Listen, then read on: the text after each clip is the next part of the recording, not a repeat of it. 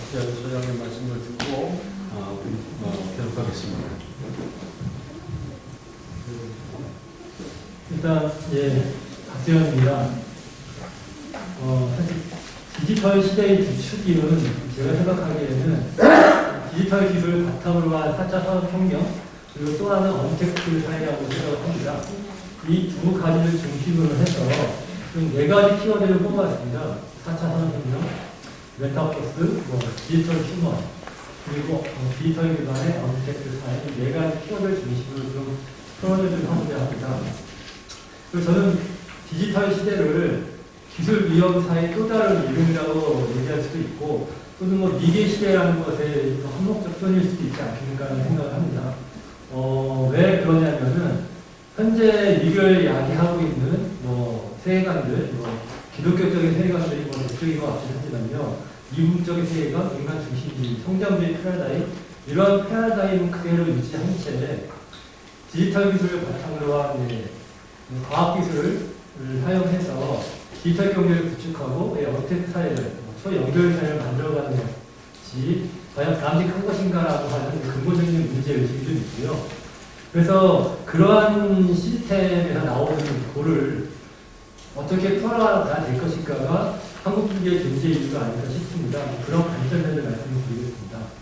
일단 디지털 기술 기반의 4차 산업혁명 관련해서 말씀드리면, 일단 4차 산업혁명이 AI나 사물 인터넷, 로봇 이런 것을 기반으로 한 기술을 바탕으로 해서 모든 것을 연결하는 사회를 열어가는 차례가 산업혁명이라고 얘기하고 있습니다.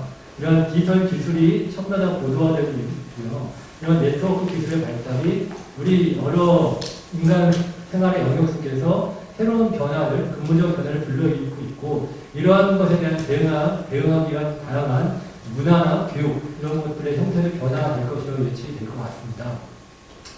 물론, 디지털 기술의 발전이 여러 유익한 면을 가져오긴 하는데, 기업 입장에서는 효율성에 기반한 저렴한 가격을 통해서 양대 서비스를 소비자에게 제공할 수 있고, 소비자는 양대 서비스를 제공받을 수 있는 이점이 있지만, 그러한 긍정적 측만 불러오는 것은 아니라고 보여지고요.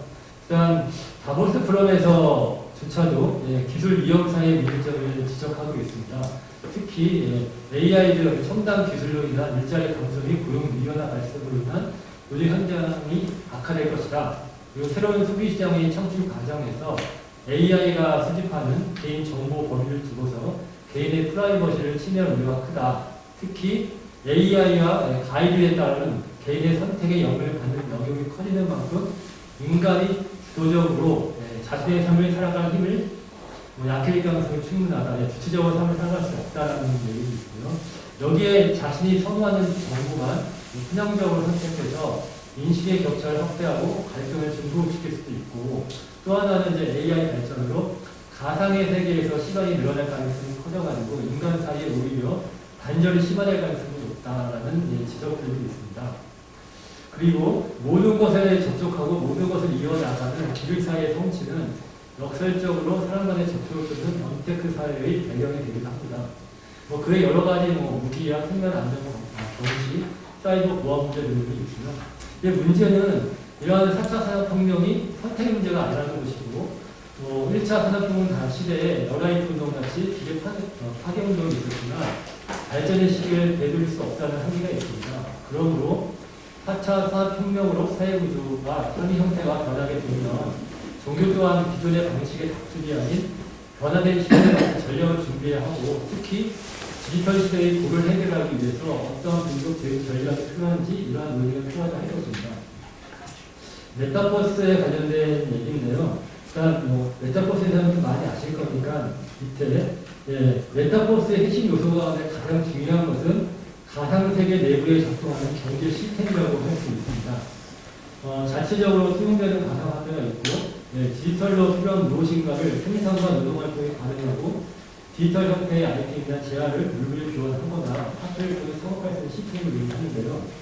현재 메타버스 시장은 엔터테인먼트, 교육 이후 등 서비스를 비롯해서 상당히 빠른 속도로 좀 확장되고 증가할 것으로 예측되고 있습니다. 그리고 더 많은 사람들이 이러한 디지털 세상과 가상세계로 옮겨가고 거기서 많은 사람들을 영위할 것이라고 외출이 되고 있습니다. 한편 메타버스가 주목하고 있는 게 개인적 자아입니다. 윌리엄 제임스라고 하는 심리학자는 인간은 자신이 맞는 사람의 수만큼 수많은 자아를 가지고 있다고 얘기했고요. 이런 사회적 자아를 중심에 두고 다른 수많은 자아를 숨기게 생각하고 있습니다. 그래서 현실에서 수많은 개인적 자아가 발현되지 못하는 것을 아바타를 통해서 가상세계에서 실현하려고 한다고 볼 수 있고요. 그리고 이런 아바타를 사용하는 메타버스에서는 성별도, 피부색도, 나이도, 지위도 중요하지 않습니다. 그리고 무한경쟁의 현실사회에서는 불가능하지만 메타버스 세계에서는 새로운 경제, 사회 문화적 가치를 창출하면서 만족을 얻고 여기서 인정받을 수 있고, 인정받고 싶어하고 인정을 받을 수 있습니다. 그래서 현실에서 마주하는 어려운 일지에서 메타버스 세계의 도피를 통해 쉽게 성취감을 느낄 수 있고 인정 욕구를 채우려고 한다는 비판을 받고 있습니다. 그리고 메타버스에서는 익명성을 특징으로 하는데 익명성을 이용한 대화는 비윤리적인 형태를 풍부하는 만족이 되는 반면 그에 못지않게 익명성이 숨어 악플이나 만족하는 가짜뉴스로 많은 태산이 일어나기도 합니다. 그리고 또 메타버스 세계는 욕망에 작동하는 시장입니다. 그래서 메타버스 세계는 또 다른 욕망 분출을 반출하는 소비 시장이기도 하고요. 가상의 디지털 부동산을 거래하고 예술품동을 거래하면서 현실 세계에서 이루지 못한 욕망을 분출시킵니다. 기업은 이러한 메타버스에서 AI가 수집한 정보와 소비자의 심리를 이용해서 메타버스 세계 내의 모든 것을 확보합니다. 그리고 이걸 통해서 소비시장을 확장시켜서 결국 소비자에게는 무한 성장이 이루어진다는 착각을 불러오게 합니다. 지금 불교는 메타버스에 대한 이해와 전략이 부재하고요. 욕망의 장으로서의 메타버스, 이윤 추구와 소비 시장의 장으로서 지향하는 메타버스에 대해서 불교는 어떻게 접근할 것인지, 그리고 메타버스로 가고 있는 청년 세대에 대해서 어떻게 대화할 것인지 좀 더 근본적으로는 기존의 사찰 중심의 신행활동에서 메타버스에서의 다양한 온라인 신행활동의 도입의 전환이 종교적으로 문제가 없는지에 대한 논의가 요구된다고 할 수 있겠습니다. 디지털 휴먼인데 TV 광고에서 신한은행 광고의 그 모델이 아바타 디지털 휴먼입니다. 보면 그래서 사람처럼 보이는데 실제는 신한은행에서 많이들은 휴먼이라고 하고 있습니다. 그만큼 인간과 구별할 수 없을 정도까지 그 사실적 형태를 기원하고 있고요. 이런 디지털 휴먼의 활용 분야가 지금 전방위적으로 사용되고 있습니다. 이런 디지털 휴먼 기술을 제작한 가상 인플루엔서들은 인스타그램 등 SNS 플랫폼을 활용해서 실제 사람처럼 활동하고 있고요. 또 채팅을 되게 교감하고 있습니다. 그리고 지금 종교인을 배신해서 각종 의례와 의식과 상담, 교육 등을 온라인 공간에서도 시연할 수도 있고 시연하고 있는 곳도 있습니다. 이런 지속적인 기술 발전은 디지털 휴먼의 인간다움을 높일 것으로 예측은 되지만 인간 일자리를 대체하거나 딥페이크 사기 등 위험 요소가 곳곳에 있고 특히 디지털 휴먼과 인간의 공존이 가능한지에 대해서 깊이 고민해 볼 필요가 있겠습니다. 특히 종교 영역에서 디지털 휴먼의 약화약이란 어디까지일지에 대해서도 살펴볼 필요가 있겠습니다. 그 언택트 사회인데요. 사실 언택트는 뉴노멀이고요. 이 언택트가 사회 산업 전반의 디지털 전환과 디지털 경제의 발달을 촉진하고 있고요. 이 언택트가 지금 새로운 거리를 만들고 있습니다. 접촉 포비아 현상과 더해지면서 경제활동의 거리, 노동 방식의 거리, 또 새로운 사람과의 만나는 거리를 만들어지고 있고, 이러한 비대면, 이 접촉 문화가 디지털 기술과 결합하면서 언택트 소비 시장을 급성장시키고 있습니다. 그래서 청년들 같은 경우는 대면보다는 비대면을 선호하고 디지털 모바일 기기를 통한 언택트 소비를 매년 증가시키는 추세입니다. 이러한 언택트 흐름이 디지털 기술에 기반을 둔 기후 전환과 효율화, 식물기용 축소 등을 가속화시켜서 결론적으로는 안정적인 일자리를 줄어들게 하고 단기 유동자를 더 많이 양산하는 것으로 예측되고 있습니다. 또 온라인 플랫폼을 중심으로 해서 노동의 노조화가 확대되는 등 시장 노동자가 늘어나고 디지털 감시로 인한 프라이버시 보호 이슈나 노동절감 기술로 인한 실업 확대 등의 문제가 예상되고 있고요. 특히 이런 일하는 방식의 엄격화, 이런 것들이 AI 발전에 따른 지식노동의 무리나 알고리즘화와 맞물려 일자리와 노동구조의 급속한 변화를 초래할 전망이라고 요약할 수 있겠습니다. 인간관계의 경우에서도 1인 가구 증가와 디지털 확산으로 인해서 부상한 개인화 트렌드가 지금까지 편리함과 느슨한 연대를 추구하는 방식으로 진행가 맞습니다. 코로나 이후에 물리적 차원의 사회적 고립은 심리적 차원의 자의적 고립을 종료해서 기존의 개인화 추세를 더 강화시킬 것으로 보입니다. 이런 비자발적인 대면 접촉 간접과 자의적 고립 방안은 적절한 치유가 이루어지지 않으면 반사회적 감정 형성과 행동을 이룰 수 있고요. 특히 가정 내 약자를 내성을 하는 폭력 사건을 증가시키는 주된 요인으로 작용할 수 있습니다.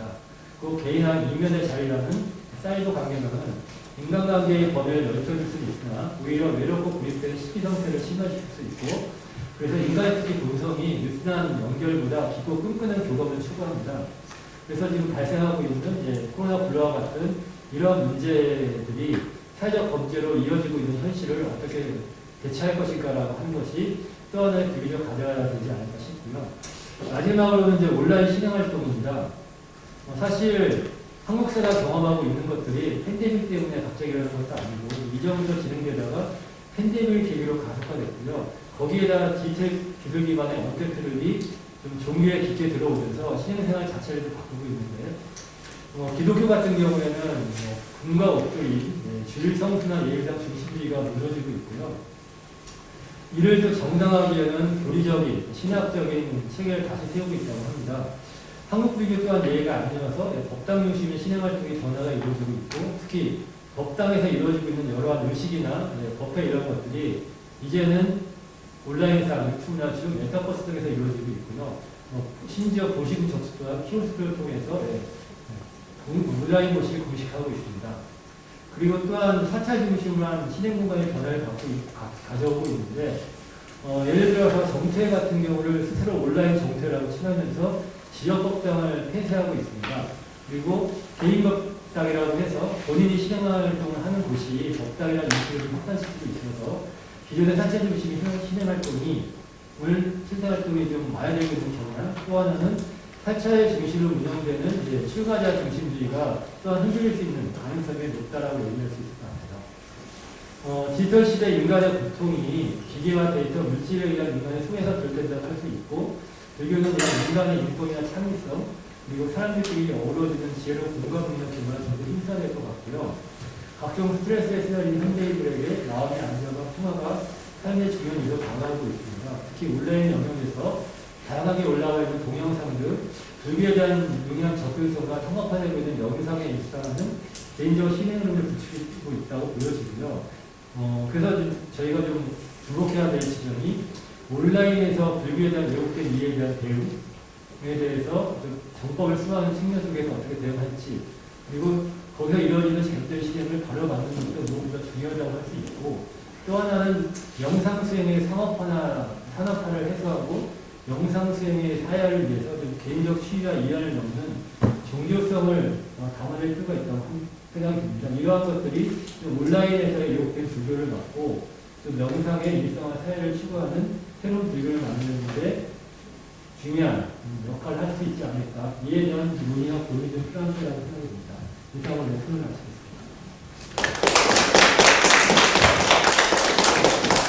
네, 감사합니다. 발표자 세 분께서 말씀을 해주셨지만 또 다른 측면에 미처 지적되지 못한 사회적 측면들의 문제, 그 다음에 종교 활동, 종교 행위의 문제까지 짚어주실 것 같습니다. 어차피 쓰고 해야죠.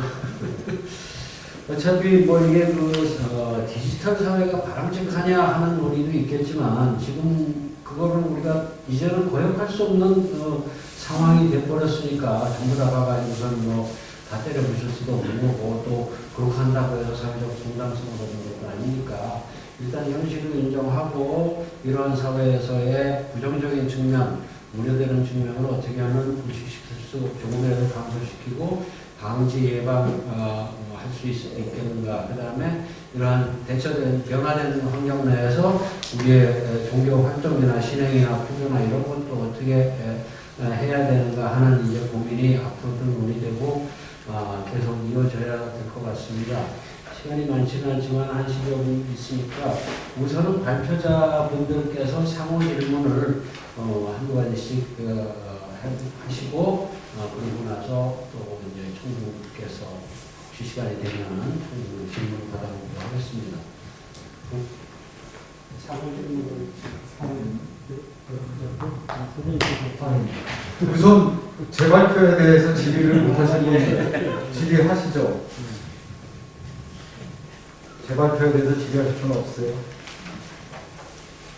네, 김정호 대표님. 예, 시간이 많지 않은데 시간 배수가 죄송합니다만 저는 이제 아날로그형 인간과 디지털형 인간을 고민하는 이 표를 보면서 오늘 그 발제에서 상당 부분 우리가 디지털 시대를 불교가 크게 중요하게 참여하고 있거나 선도하고 있다라는 과장된 어떤 그 현실 인식이 있지 않은가 이런 고민을 질문을 한번 던져보겠습니다.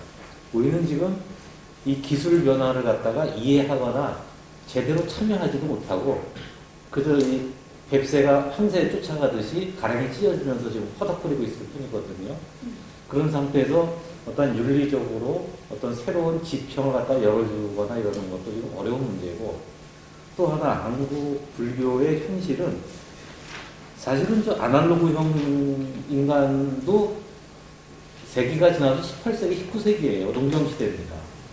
철저하게 서열주의고 이 대가족주의고 그리고 정조 농경 문명의 생산력에 기대서 여태까지 생존해 왔고 지금 현재도 생존하고 왔습니다. 부분적으로 디지털 기술 문명을 활용하고는 있습니다만은 여전히 그 기존은 그거거든요.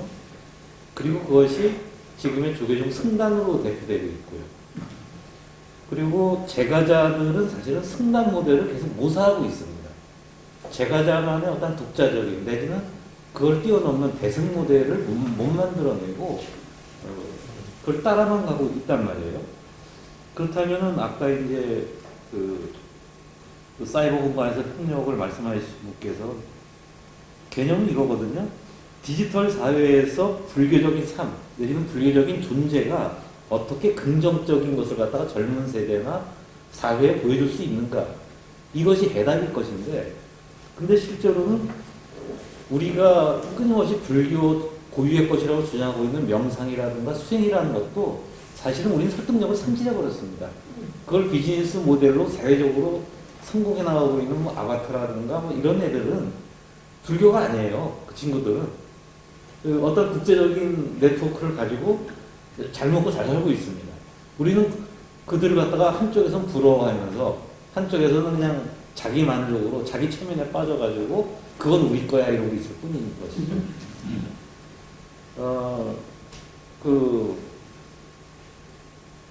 모 선배가 그런 얘기를 했습니다. 중국 왔다 갔다 하시는 양반인데 중국에서 승려 교육 양성기관인 경학원에서 한 번은 이런 주제로 얘기를 했다 그래요. AI는 성불할 수 있느냐.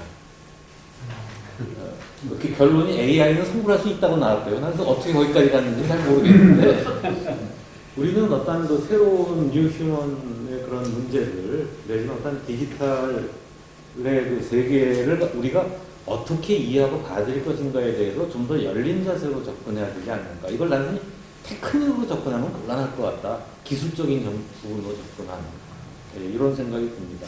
그러니까 그런 사회가 됐을 때 과연 출가 중이라는 게 의미가 있을까? 이 질문을 던져야 된다고 생각해요. 내지는 이 절이 필요할까? 전 이 등산 반야라든가 이런 데 와보면 느끼는 겁니다만은 육아이라는 것 외에 육아를 빼고 나면은 기존의 승단 모델이랑 다른 말을 하나도 모르겠어요. 여기에 대해서 어떻게 생각하시는지 좀 굉장히 궁금합니다. 대답을 좀 해주시면 되겠습니다. 우선은 저는 이 디지털 사회건, 디지털 사회를 넘어서 4차 산업혁명이건 이것을 이해하려면 저는 어떤 과학기술적인 인식과 인문학적인 인식이 같이 가지 않으면 절대 이해할 수 없고 끊임없는 장미코끼리 만지기 이야기하거나 아니면 분석은 없이 그냥 당위적이고 윤리적인 대안을 내세우는 것으로 그칠 수 있다고 봐요. 그래서 그런 식의 융합적인 어떤 사고와 인식이 먼저 돼야 되고, 다만 아까 뭐 박경진 선생님 질문에서도 나왔지만은 그럼 디지털 사회가 뭐라고 할 때 거기에 불교가 과연 뭘 해줄 수 있느냐? 그럴 때 저는 핵심은 두 가지라고 봅니다. 하나는 연기적 사고를 할 수 있다. 그리고 그 연기적 사고를 통해서 실체론적 사고를 하는 서양인과 달리 디지털 사회의 이 네트워크라든가 아니면 메타버스와 어떤 가상의 어떤 연기적 관계들, 또 AI의 어떤 뭐랄까 정체성과 인간 사이의 정체성, 또 메타버스에서 정체성과 메타버스 바깥의 나로서 정체성, 이들의 어떤 인식은 실체론적 사고가서는 인식이 안 돼요. 연기론적 사고에서는 인식이 되기 때문에 그런 인식을 실체론을 떠나서 오히려 서양보다 더 다른 지평에서 할 수 있다는 거고, 그 다음에 또 하나 아까 이제 발표에서도 나왔지만은 이제 이야기들을 만드는 게 중요하다고 봐요. 이야기 바깥의 이야기. 그러니까 우리가 아까 박소 선생님 발표에서도 나왔고 그랬지만은 저는 굉장히 중요한 게 중세시대까지는 신이라는 것이 있다는 전제에서 그 초월적 전제에 소망을 빌거나 이런 이야기들이 만들어졌어요. 그러다가 근대 와서는 그 바깥의 이야기, 과학적이고 합리적으로 보고 어떤 초월적 존재로 신을 부정해버리고, 그리고 소망을 이제 신한테 비는 게 아니라 이제 종교가 없어진 이후에 그 종교 애들이 안 믿는 이유도 그렇죠. 나는 지금 필요한 게 돈이고 취업이고 대학의 합격인데 그거는 부처님이 들어줄 수가 없어. 그건 내 노력, 우리 엄마의 그 돈, 재정 지원 이런 것이 가능하다고 생각할 뿐이지. 이제 그랬을 때 어떤 근대적 이야기들이 만들어졌어요. 그럼 이제 탈근대 이야기가 만들어진다면 돈이 다가 아닌 세계, 공존할 수 있고 이런 세계의 어떤 새로운 이야기들을 우리가 구성할 수 있고, 그 새로운 이야기를 구성한다고 하고 전 디지털 사회의 가장 큰 대안은 이제 공감하고 협력하는 어떤 새로운 주체를 만든 거라고 봅니다. 이게 뭐 박병희 선생님 말씀하신 연기적 독존하고도 관련되고, 제가 이제 강조하는 눈부처 주체하고도 좀 부합되는 건데, 하나만 말씀드리면 이제 캐나다에서 이제 공감의 뿌리 교육을 한 거예요. 그러니까 애기들 데려다 놓고 그냥 초등학생들 지켜보게만 한 거죠. 선생은 전혀 개입 안 하고. 근데 예를 들어서 애기가 우유 먹으러 가다 엎어지면 아이들도 같이 마음이 아픈 거예요. 그걸 이제 3달간 했더니 놀라운 결과가 나타난 거죠. 그 다른 반에 비해서 폭력과 이지매가 90%가 없어진 거예요. 감축이 된 거예요. 그래서 캐나다는 이제 초등학교 저녁에 이제 공감 교육을 시킨단 말이에요. 그렇기 때문에 저는 부처님의 자비건, 예수님의 사랑이건, 또 공자의 인이건, 맹자의 측은지심이건 그 바탕 공감이라고 봅니다. 그리고 뇌과학에서도 나오고 아까 박병희 선생님 발표에서 나왔지만은 이 공감 능력이 있어야 이성적인 인식도 제대로 판단할 수 있는 거예요. 이제 이성과 공감이나 감성이 대립된 것이 아니라 상호 보완적 이런 게 생긴 거죠. 그런 식으로 공감하는 주체, 이제 타자의 고통을 자기 고통처럼 융화거사처럼 그렇게 여기고 같이 공감하고 연대할 수 있는 주체, 또 그 주체가 어떤 인식이 있어야 되고 자기의 주체성이 있어야 되죠. 그런 주체가 저는 디지털 사회의 바람직한 주체가 되고, 그런 주체로 키우는데 교육도 맞춰져야 되고, 또 불교가 그런 면에서 이 연기, 그 다음에 이 공감하고 협력하고 연대하는 주체를 만드는데 상당한 도움이 돼야 되고, 절도 이제 없어진다기보다 변해야 되겠죠. 그런 주체를 양성하거나 아니면 디지털 사회에 맞게 네트워크를 어떻게 해야 되고, 디지털 경전을 어떻게 디지털 네트워크를 통해서 어떻게 포교를 할 수 있고, 그걸 통해서 어떻게 그 자비심을 가진 주체들을 만들어낼 수 있는지, 이런 식으로 획기적인 이제 개선을 해야 되는데, 지금 뭐 종단은 마구니석으로 변했고, 모두가 지금 뭐 김경호 대표도 말씀하셨지만 아직도 아날로그 사고에 머물고 있죠, 스님들이. 그런 것들이 빨리 이제 여러 가지 혁신해야 되고, 그런 걸 인식하는 우리라도 하나하나 바꿔가야 된다고 봅니다. 이상입니다. 네, 아쉽게도 이제 끝낼 시간이 끝낼 시간을 꼭 지켜달라고 합니다. 그래서 지금 발표자 두 분이 한 2분 정도씩 정리를 좀 해주셨으면 좋겠습니다. 예. 사실 우리 현실을 어떻게 보느냐에 다르긴 하지만, 대체로 박수 선생님 말씀하셨지만 학교에서 제대로 된 심의교육, 또 인성교육, 감을 혼자에 대해서는 부정적인 예측이 더 강할 수밖에 없죠, 실제로. 그런데 그럼에도 포기할 수는 없는 일이고, 그렇다면 어떻게 조금씩이라도 그 출발점을 마련할 것이냐 하는 그것이 이제 중심 주제일 수밖에 없는데, 이제 그럴 때 저희들이 함께 이렇게 생각하는 것 중에 하나는 여기서 아까 말씀드린 것처럼 산리 내러티브라면 우리가 함께 공유하고 있는 이야기를 어떻게 바꿔갈 수 있을까?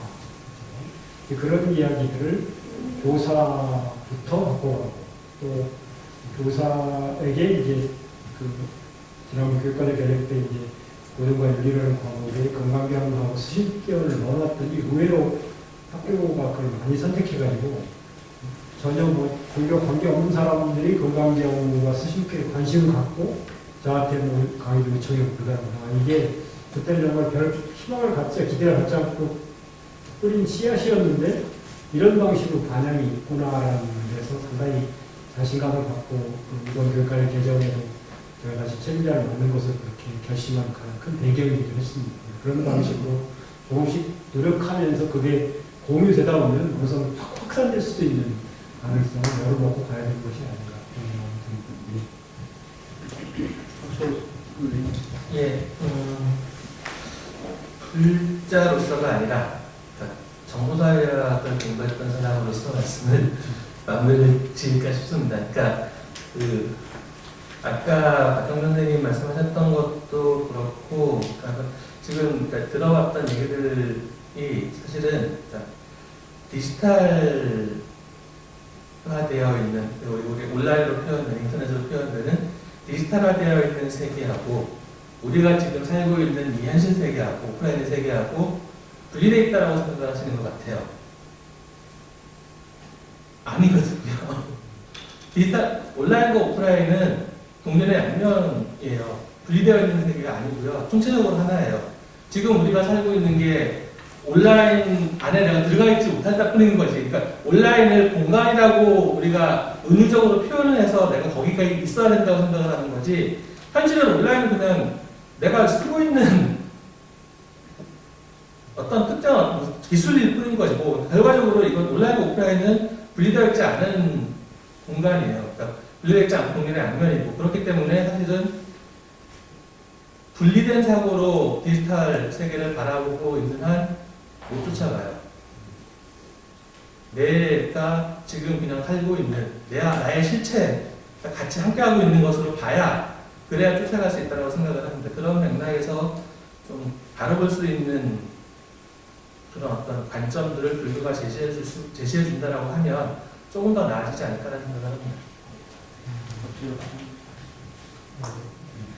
저는 사실 디지털 시대에 불교가 고해 집중해서 고해 해결을 추구하는 종교라고 알고 있고요. 그래서 여전히 우리 시대가 왜 디지털 시대로 가고 있는지, 거기서 발전하고 있는 것이 무엇인지, 저는 이걸 좀 찾았으면 좋겠고, 그 고를 찾게 되면 그 원인을 알게 되고, 그럼 해결책도 나온다고 보여지거든요.